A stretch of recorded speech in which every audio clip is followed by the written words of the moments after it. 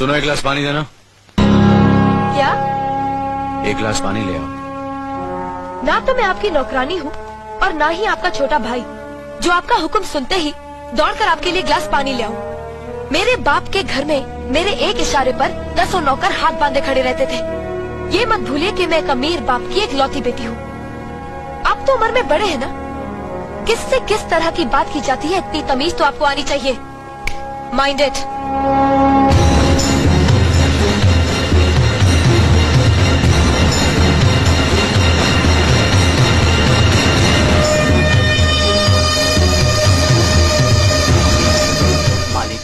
छोटी बहू की बात का बुरा मत मानना, नादान है, बच्ची है। गलती हमारी है मुनीम जी।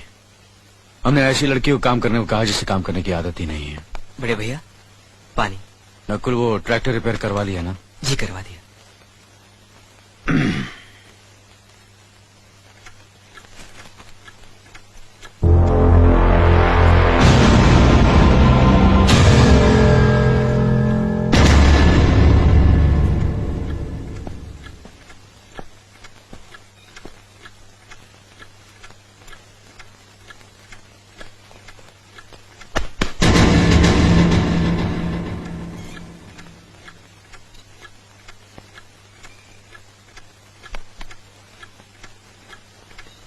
इसे मैं फेंक देता हूँ बड़े भैया, आप चाहिए।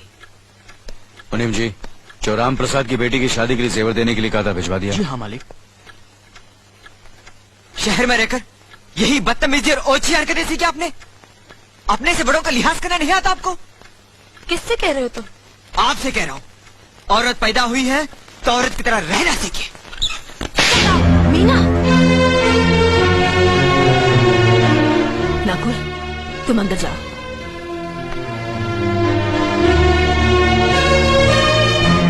पागल हो गई हो तुम? औरत होकर एक मर्द पर हाथ उठाती हो? इतनी ऊंची घराने की बहू होकर ऐसी नीच हरकत, शर्म नहीं आई तुम्हें? कौन सा ऊंचा घराना? ये जहाँ सिर्फ एक आदमी राजा है और बाकी सब उसके गुलाम। मीना, चिल्लाइए मत। आप मेरी सास नहीं है। जिस तरह आप इस घर की बहू है वैसे मैं भी हूँ। बहू हो तो बहू की मर्यादा में रहो। मर्यादा की रस्सी में तो आप जैसी जाहिल और गवार औरतें बनती हैं। मुझ जैसी पढ़ी लिखी मॉडर्न जमाने की लड़की नहीं। Uneducated idiots.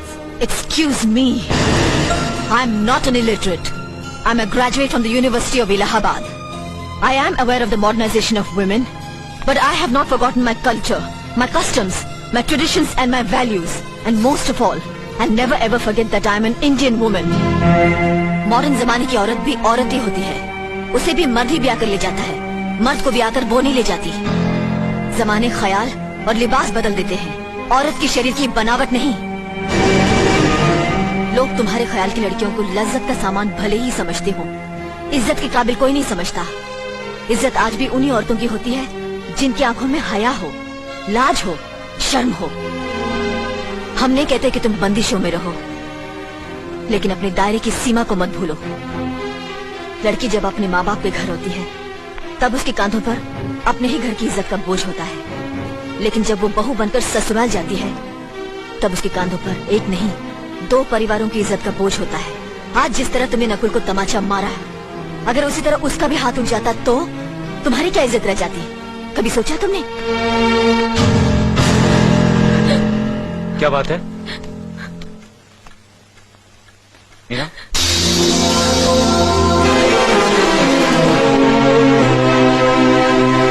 क्या हुआ भाभी? हाँ, कुछ नहीं। मीना कह रही थी कि उसे खाना बनाना नहीं आता। हमने सोचा कि 2-4 खरी खोटी सुनाने से ही सीखेगी, तो सुना दिया।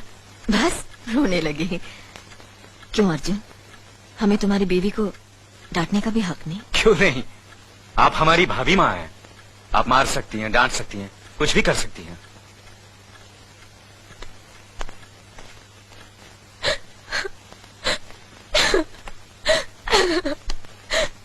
मैंने भूल की जो मैं इन लोगों के बीच आ गई। मेरी तो इस घर में कोई इज्जत ही नहीं है। जब देखो तो सब मेरी इंसल्ट करते रहते हैं। मैं कब से रो रही हूँ, तुम पूछ भी नहीं रहे हो कि मैं क्यों रो रही हूँ। बेकार हो रही है तो कौन पूछेगा? अच्छा, तो मैं तुम्हारे लिए और इस घर के लिए बेकार हो गई हूँ। अरे बेकार तो तुम हो गए अपने परिवार के बीच में रहकर। मैं कब से बोले जा रही हूँ और तुम हो के सुन ही नहीं रहे हो। इंसान की चीख सुनकर लोग शुभ अशुभ का विचार करते हैं, लेकिन जब मेंढकी को जुकाम होता है उसकी चीख की कोई परवाह नहीं करता। ये मत भूलो कि जब मेंढकी चिल्लाती है तो आंधी और तूफान आते हैं। आंधी और तूफान आएंगे तो उसका नतीजा तुम्हें ही भुगतना पड़ेगा। तो फिर ठीक है, अब मैं तुम्हारे साथ तब भी रहूंगी जब तुम मेरे साथ मेरे डैडी के घर रहोगे।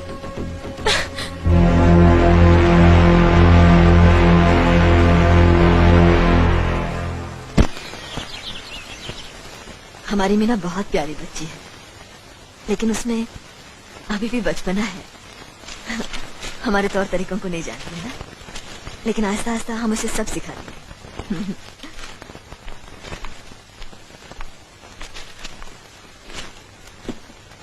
बड़े भैया, ये अपने घर जाना चाहती है। जाना भी चाहिए, 4-5 महीने हो गए, मायके की याद भी आती होगी इसे। और अर्जुन, तुम्हारे ससुर जी तुम्हें कई बार बुला चुके हैं, तुम भी कुछ दिनों के लिए हो आओ, तुम्हारा मन भी बहल जाएगा। अगर ये वापस लौटने के लिए जा रही होती तो मैं जरूर जाता, मगर ये तो हमेशा के लिए इस घर से जा रही है। कैसी बातें कर रहे हो? अगर तुम दोनों के ख्यालात एक दूसरे से नहीं मिलते तो इस मामले को घर की 4 दीवारी में बैठकर आपस में सुलझा लेना चाहिए। बहू शहर की पढ़ी लिखी लड़की है, उसे गांव की रीति रिवाज के बारे में क्या मालूम? ये तो तुम्हारा फर्ज बनता अर्जुन कि तुम उसे हमारे तौर तरीके सिखाओ। सिखाने से कोई फायदा नहीं बड़े भैया, ये खुद को इस माहौल में डालना ही नहीं चाहती, इसलिए भेज रहा हूं। अच्छा, तो तुमने फैसला भी कर डाला? बड़े भैया, बात यह है कि मैंने मीना को, तुम बहुत समझदार भी हो गए हो ना, तो फिर तुम्हें इतना तो समझ लेना चाहिए, अगर बहू अपने आप को बदल नहीं पा रही है तो तुम बहू के मुताबिक बदल जाओ। आखिर वो तुम्हारी पत्नी है, उसका साथ देना तुम्हारा धर्म है।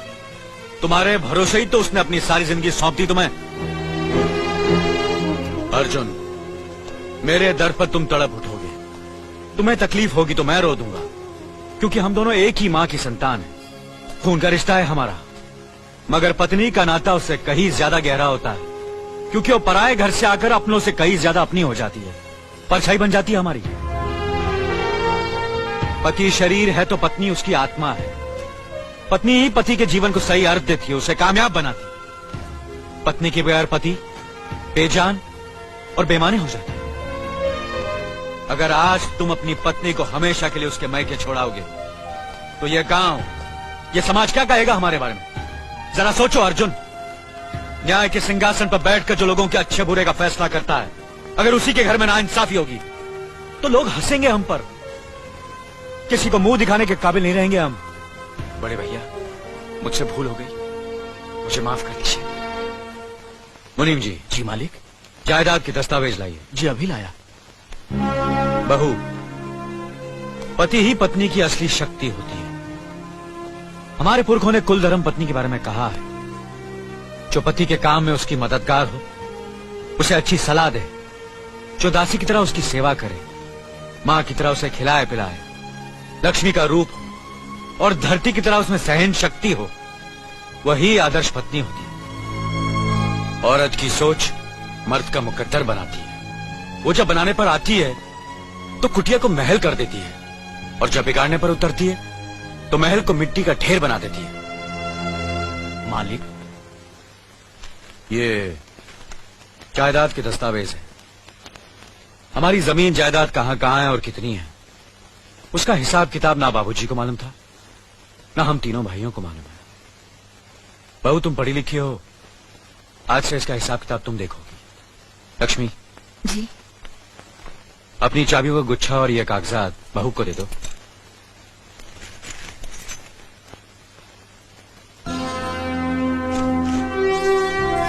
आज से तुम इस घर की मालकिन हो। तुम जहां कहोगी, जिस कागज पर कहोगी, हम तीनों भाई चुपचाप आंख बंद करके दस्तखत कर देंगे। जैसा कहोगी वैसा ही करेंगे।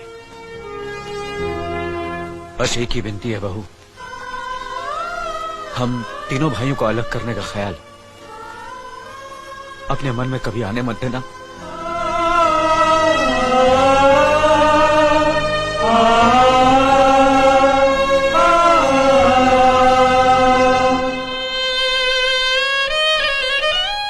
बहुत अच्छा किया तुमने बहू, बहुत अच्छा किया।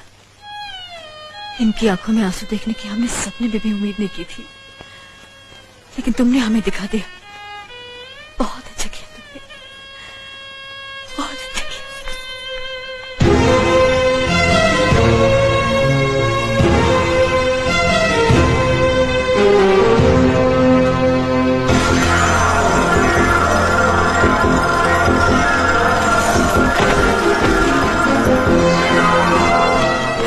मीना, मीना, क्या हुआ बहू? मीना, मनी जी जल्दी से डॉक्टर को बुलाइए।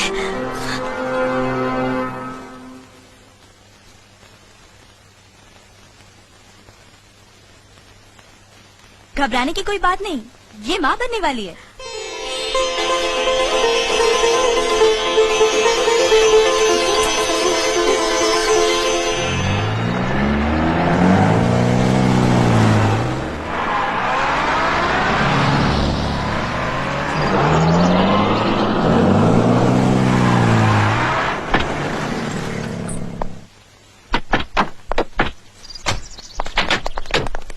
आप लोग यहीं ठहरिए, मैं ठाकुर साहब से मिलकर आता हूँ।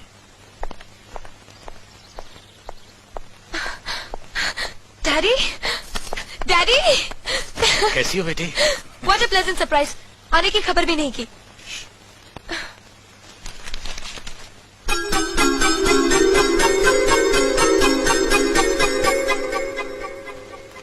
ठाकुर साहब, पाए लगू। समझी जी, आप अचानक यहाँ कैसे? तशरीफ रखिए, बैठिए ना। आपके बराबर बैठने की मैंने कभी गुस्ताखी नहीं की, तो आज कैसे करूंगा? बहुत दिनों बाद हम लोग मिल रहे हैं। कहिए, आपका कारोबार कैसा चल रहा है?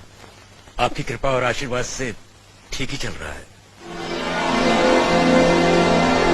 दिल्ली में इंडस्ट्रीज मिनिस्टर के साथ कब की अपॉइंटमेंट ली है? कल सुबह 11 बजे सर। इनकम टैक्स केस का वकील ने कहा है कि 15 तारीख की हियरिंग में मामला क्लियर हो जाएगा। आज एक्सपोर्ट का माल जापान के लिए जहाज से रवाना हो जाएगा ना? जी हाँ सर। नमस्ते ठाकुर साहब।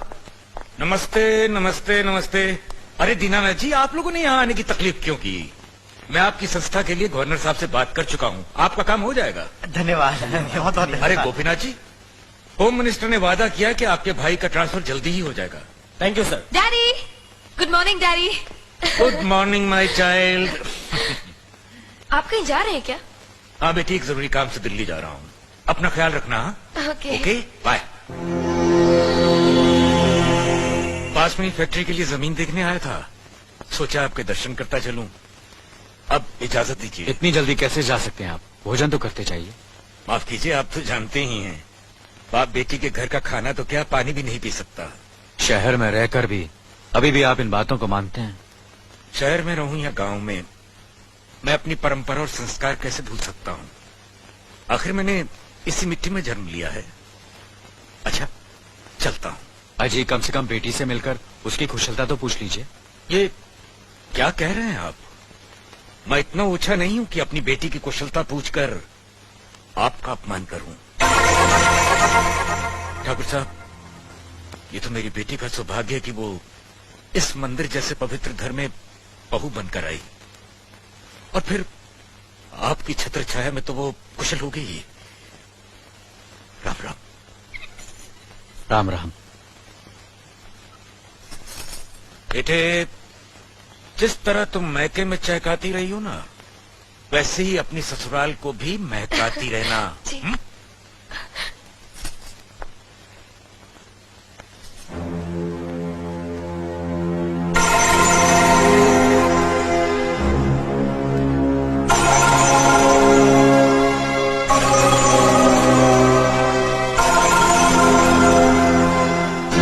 आप तो उम्र में बड़े हैं ना, किससे किस तरह की बात की जाती है, इतनी तमीज तो आपको आनी चाहिए। Minded, minded, minded, minded, minded. बड़े भाई, अरे? मुझे माफ कर दीजिए। क्या हुआ? मुझे माफ कर दीजिए। ये क्या कर रही हो? अपने पापों का प्रायश्चित कर रही हूँ। मैंने आप जैसे देवता का अपमान किया है, आपका दिल दुखा है, मुझे माफ कर दीजिए बड़े भैया, मुझे माफ कर दीजिए।